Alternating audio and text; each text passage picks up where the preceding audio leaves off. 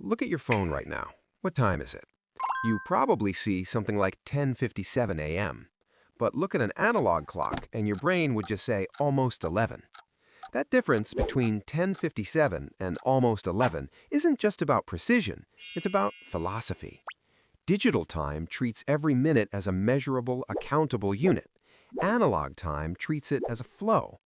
And researchers have discovered that this shift is doing something strange to your brain.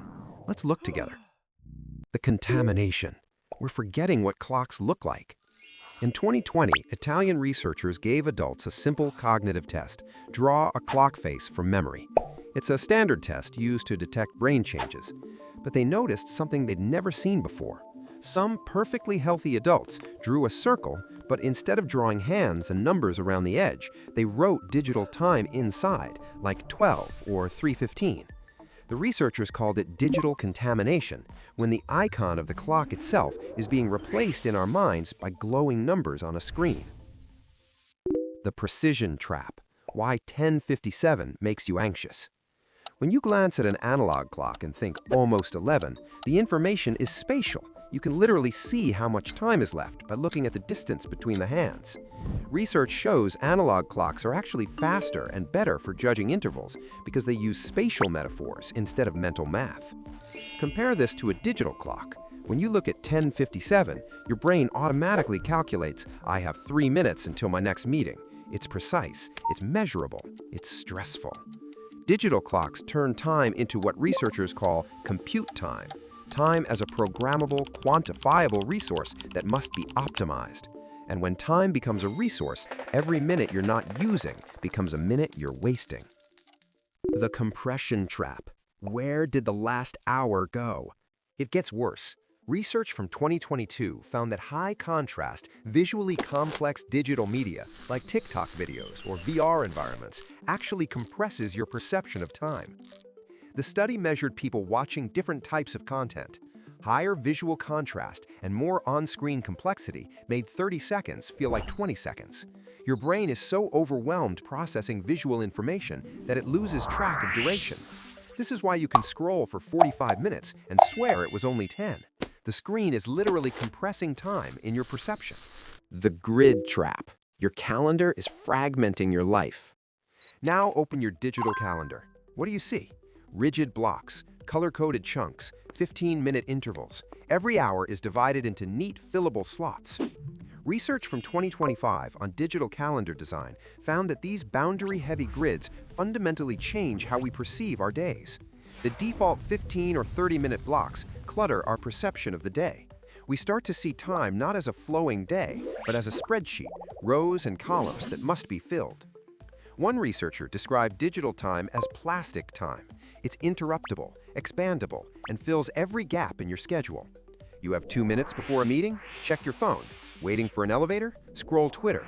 Digital time colonizes every crack in your day. Here's what's insidious. Digital calendars make time fungible. One 30-minute slot is treated as the same as any other 30-minute slot. The calendar doesn't care if it's deep work time or family dinner time. It's just an empty cell to be filled. Some calendar apps even use algorithms to identify spare time and suggest tasks to fill it. Google Goals, for example, scans your calendar for gaps and schedules workouts. The intention is helpful, but the effect is eliminating true leisure. And when calendars are shared with coworkers, that empty time becomes claimable by others. Your personal tool becomes an organizational surveillance system. The realism shift. Why young brains are getting tricked. In 2024, researchers ran a fascinating experiment. They put people in 2 scenarios. One group looked at simple shapes on a flat computer screen. The other wore VR headsets and experienced a realistic 3D room. Both groups saw a brief flash of light and had to remember when it happened. Here's what they found. Young adults, average age 26, in the VR environment consistently thought the flash happened earlier than it actually did. The high realism and immersion created what researchers called a temporal bias. Time felt like it was moving faster, pushing events into the past more quickly. But older adults, average age 67, were completely immune to this effect. Their time perception stayed accurate regardless of the environment. But for young people, digital natives, the interface itself is literally warping their sense of when things happen. The digital technology creates what researchers call timeless time, where the boundaries of when and where dissolve.